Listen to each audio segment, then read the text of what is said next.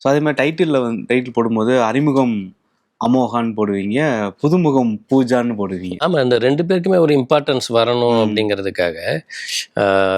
ஆக்சுவலாக பார்த்தீங்கன்னா உங்களுக்கு வந்து பூஜா வந்து ஆல்ரெடி அந்த உள்ளம் கேட்குமே படத்தில் கமிட் ஆகியிருந்தாங்க.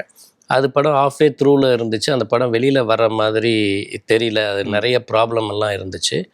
ஸோ அவங்களுக்கு வந்து ஒரு இது இருந்துட்டு இருந்தப்போ எனக்கு வந்து அவங்க ஷாலினி மேடம் தான் வந்து எனக்கு சஜஸ்ட் பண்ணாங்க. இது மாதிரி பூஜான்னு நல்லா இருக்காங்க அந்த பொண்ணு, நீங்கள் அனுப்புனஞ்சி நீங்கள் பாருங்கள், பார்த்துட்டு உங்கள் படத்தில் தான் நீங்கள் யூஸ் பண்ணிக்கோங்க அப்படின்னாங்க.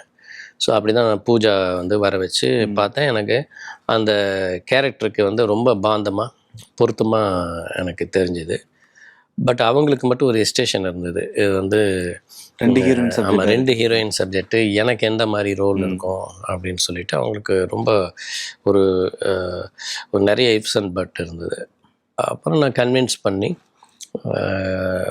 பண்ணுறேன். 2வது அதுக்கு அடுத்த எதுவும் வந்து எனக்கு அட்டகாசம் படம் வந்து நான் அடுத்தது வந்து அவர் அஜித்தோட பண்ணுவேன். ஸோ அதில் வந்து you can be the main lead heroine, single heroine தான் அது அப்படின்னு சொன்ன உடனே இதுக்கு வந்து ஓகேன்னு சொல்லிட்டாங்க. ஸோ அப்படி தான் வந்து அதனால தான் அது வந்து கிட்டத்தட்ட ஜே தான் முதல் படம் அவங்களுக்கு வெளியில் வந்ததை பொறுத்து.